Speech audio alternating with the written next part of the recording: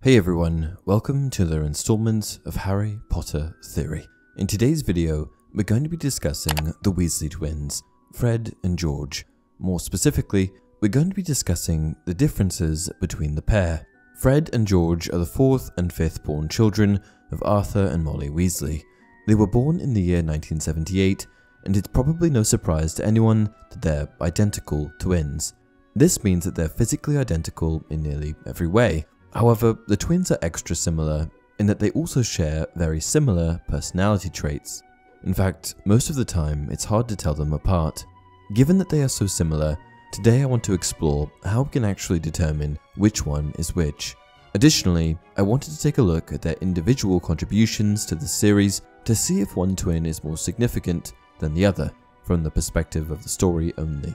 First things first, one has to be older, right? Well, yeah.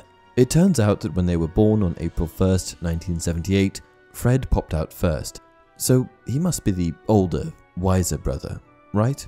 Tragically, Fred was also the first of the brothers to die, suffering an untimely death during the Battle of Hogwarts. J.K. Rowling has revealed that Fred's death was one of the hardest to write in.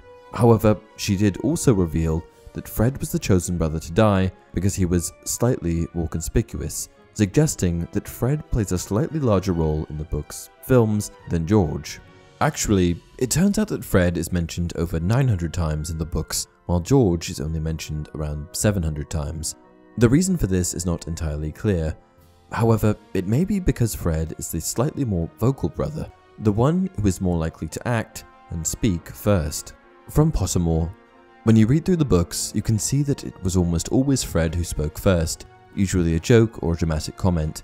He was the front man, the lead singer, the one who first got everyone's attention. George was the slightly more level-headed twin who explained what his brother actually meant. Fred even passed George the task of explaining the Marauders map to Harry when he could have done so himself. In fact, while Harry was close to both of the twins, he had longer conversations with George, who often explained events Harry might have missed, plans he and Fred had, or things Harry didn't quite understand. Fred and George really did complement each other perfectly. Additionally, Fred was the instigator for most of their pranks. George simply followed suit. Whenever the Weasley twins did something particularly naughty, it always seemed to be Fred who took the lead. When the twins and Ron broke Harry out of Privet Drive in his second year, it was Fred who was driving the flying Ford Anglia. He was usually the one behind even the smaller pranks. Fred was the one who liberated a salamander from care of magical creatures, so they could try to feed it a filibuster firework, and Fred was the one who, accidentally, dropped a ton-tongue toffee in front of Dudley. Did you ever notice that it's always Fred and George, and not George and Fred? Fred spoke first, and George explained second, which almost makes George's circumstances after Fred's death even sadder. The two were inseparable for their entire lives, and provided that Fred was the frontman, George was probably quite lost after the war, after years of following the actions of his twin and never really having to take action himself. In life, they spent nearly every waking moment together. They had a beautiful friendship, and interestingly enough, the books don't really delve much into what actually happened to George after the death of his brother. Losing any kind of friend or family member is horrendous, but to lose a twin must be soul-destroying. After the death of Fred, what happened to George? In the documentary J.K. Rowling, A Year in the Life, Rowling dives into the Weasley family tree and mentions the following with regards to George. A lot of readers ask me, was George alright? And of course he wouldn't be alright, would he? That's the reality, but I think that he married Angelina, who was actually Fred's ex. Maybe it's a bit unhealthy, but I think that they would have been happy as he could be without Fred. I think he really would have felt like part of himself died. Additionally, Rowling was asked about George Weasley's state in a 2007 interview with Bloomsbury. How is George getting along without his twin? Well, I don't think that George would ever get over losing Fred, which makes me feel so sad. However, he names his first child and son Fred, and he goes on to have a very successful career, helped by good old Ron. The interview also confirms that George continued working at the business which he and his brother had created. Ron joined George at Weasley's Wizarding Wheezers, which became an enormous money spinner. These are quite tragic answers from Rowling, but it's good to see that she isn't softening the truth. Losing a family member is one of the worst things that we have to deal with in life. Effectively, yes, life would go on for George, but it would never be the same. His companion, the person that he had shared every moment with since childhood, was gone. Would he be happy again? Would he experience joy again? Yes, of course. But would George Weasley be changed forever after the passing of his brother? Absolutely. So how else did these twin brothers, who were nearly identical in every way, operate as individuals?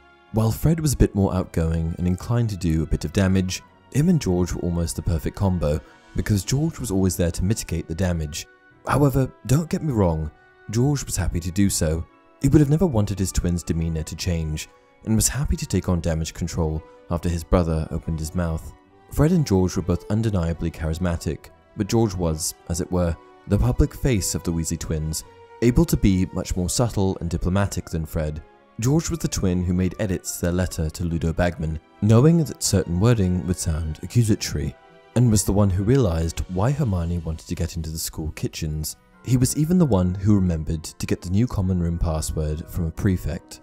But not only were their personalities different, they were also, unsurprisingly, not identical in athletic performance. Athleticism will vary largely on an individual basis, and it just so happens that George was the better athlete. What game? Quidditch. What position? Beater. While both Fred and George were excellent beaters, and a credit to the Gryffindor Quidditch team, there were more mentions of George hitting bludgers than there were of Fred. George seemed to be the slightly more aggressive of the two on the Quidditch pitch, described once as hitting a bludger at a player as a way of venting his feelings, and retaliating for a foul by elbowing a Slytherin beater in the face. Lastly, I want to explore if there's a way to tell them apart physically. Are there any key differences that can help us to spot which one is which?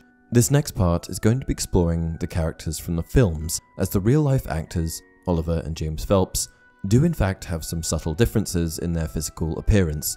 For reference, Oliver plays George and James plays Fred. I got the following information from a source I've never heard of online, so hopefully it's accurate. It turns out that George, Oliver, has a longer, straighter, and slightly thinner face with a slightly differently set jaw.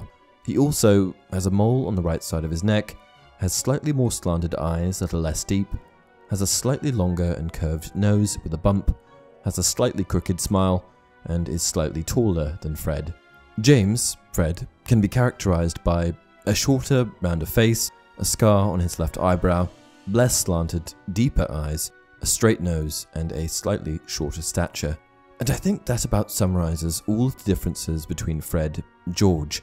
Did you guys learn something? I know that I didn't know all of this until researching for the video. Did anything surprise you?